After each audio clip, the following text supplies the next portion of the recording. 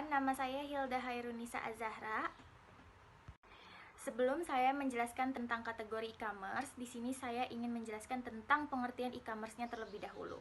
E-commerce adalah aktivitas perdagangan elektronik yang dilakukan melalui media elektronik seperti internet. Ini melibatkan transaksi jual beli barang ataupun jasa secara online. E-commerce menggunakan teknologi seperti mobile e-commerce, electronic funds transfer, supply chain management, internet marketing, online transaction processing, dan electronic data interchange. Kategori e-commerce yang pertama itu ada business to business atau B2B. B2B adalah transaksi bisnis yang terjadi antara satu perusahaan dengan perusahaan yang lain. Lazimnya, kita mengetahui proses penjualan barang dan jasa dari perusahaan ke konsumen. Biasanya, tapi B2B dapat terjadi karena perusahaan membutuhkan barang atau jasa dari perusahaan lain. Jadi sebelum memasarkan produknya ke konsumen, biasanya perusahaan menjalin kerjasama dengan perusahaan lain guna memenuhi kebutuhan produksinya atau bisa juga untuk mengenalkan produknya pada masyarakat. Tidak menutup kemungkinan pula bila perusahaan B2B adalah produsen dengan target pasar sesama produsen, di mana mereka tidak akan menjangkau konsumen akhir secara langsung. Salah satu contoh B2B itu adalah contohnya perusahaan pakaian yang membutuhkan iklan untuk memasarkan produknya ke konsumen. Biasanya jadi perusahaan pakaian itu menggunakan perusahaan iklan untuk memasarkan produknya ke konsumen. Seperti itu. Yang kedua ada business to administration atau B2A. B2A ini adalah suatu transaksi yang dilakukan oleh perusahaan dengan layanan atau lembaga pemerintahan. Jenis bisnis B2A ini sering disebut sebagai B2G atau business to government. Bisnis B2A ini hadir untuk menawarkan berbagai macam jenis layanan penjualan produk kepada pemerintah untuk memenuhi kebutuhan operasional dan juga proses yang sedang dijalankan. Umumnya, untuk menggunakan transaksi pada layanan ini, pihak yang berkaitan harus menggunakan trader. Seperti halnya pada layanan pemerintah yang berkaitan dengan jaminan sosial, pengurusan pajak, dan berbagai macam dokumen penting. Salah satu contoh e-commerce B2A ini yang populer di dalam transaksi tersebut yaitu contohnya pajak.go.id. Yang ketiga ada business to consumer atau business to customer. Berbeda dengan jenis B2B atau business to business.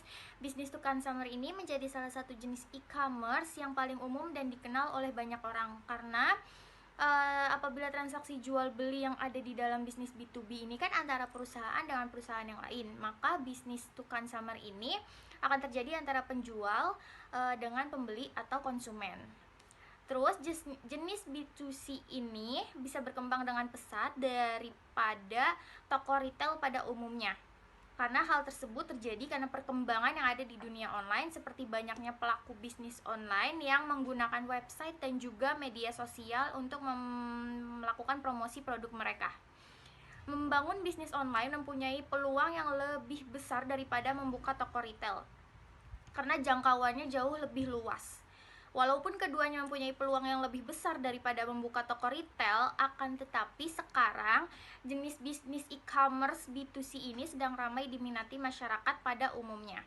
Jika dibandingkan dengan toko retail pada umumnya, jenis e-commerce B2C ini mempunyai persaingan yang sangat ketat dan juga kurang merata.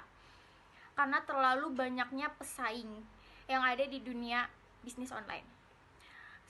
Selain itu, jenis bisnis ini memberikan informasi secara lebih luas, harganya murah, dan juga pengiriman yang cepat. Sekarang, banyak bisnis B2C yang cukup populer di kalangan masyarakat pada umumnya. Contohnya ada Amazon, Traveloka, Shopee, Tokopedia, dan lain sebagainya. Kategori e-commerce selanjutnya ada consumer to business atau C2B. Kebalikan dari B2C ini, C2B adalah transaksi jual beli yang dilakukan dari konsumen kepada perusahaan. Jadi kita berperan sebagai konsumen dapat menawarkan barang atau jasa kita kepada perusahaan besar sekalipun. Bisnis C2B yang paling populer ini adalah content writer contohnya. Jadi ketika kita mempunyai kemampuan menulis yang baik, sehingga kita dapat menawarkan jasa tersebut kepada perusahaan yang memang lagi membutuhkan content writer. Contoh lainnya itu ada konsultan pajak, kayak gitu. Terus dalam hal ini situs e-commerce yang paling banyak peminatnya di content writer itu contohnya ada freelancer.com, 1000lancer, dan lain sebagainya.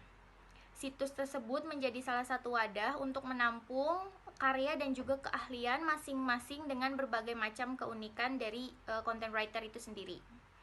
Dan perusahaan yang membutuhkan jasa tersebut nantinya akan mencantumkan kualifikasi tertentu pada website tersebut, sehingga kita dapat menyesuaikan dengan kemampuan kita sebagai konsumen yang menawarkan jasa atau barang kita kepada perusahaan.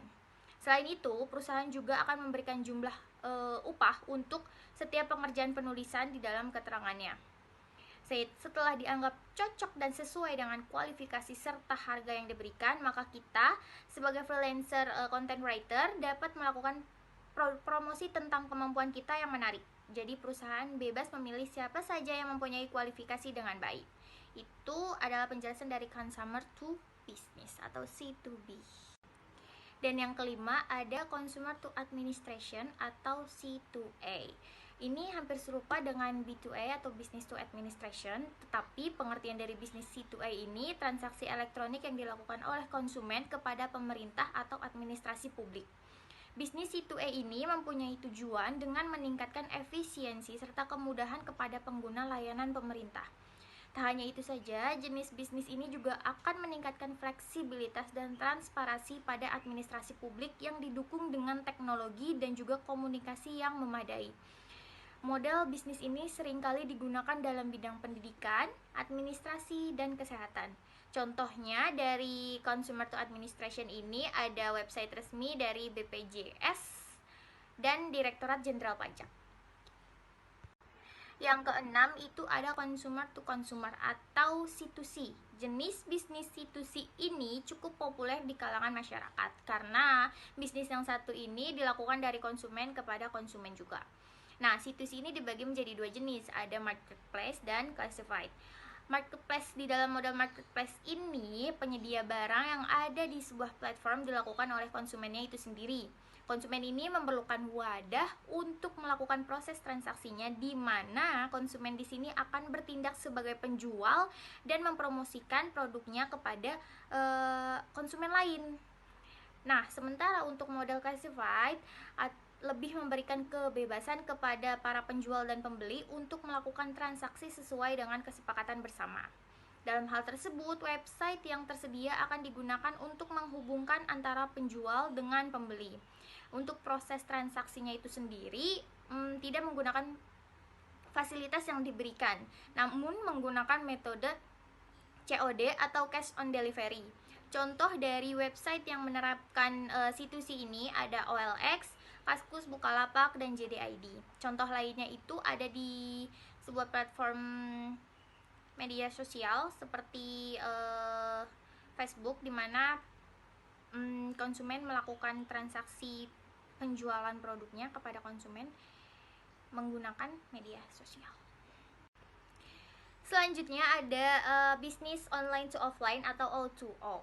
Nah, ini terobosan baru yang ada di bidang e-commerce. Nah, melalui jaringan internet ini, para pemilik bisnis akan menawarkan layanan elektronik ya dengan melakukan promosi, memperoleh konsumen, meningkatkan minat konsumen, dan meningkatkan layanan produk serta jasa. Bisnis model O2O ini atau online to offline mempunyai tujuan untuk menarik pelanggan melalui website online supaya mau melakukan pembelian di toko fisik. Contoh dari bisnis online to offline ini ada mataharimall.com, karena pada dasarnya konsep bisnis ini bisa menghubungkan saluran online dan offline supaya keduanya saling memberikan keuntungan.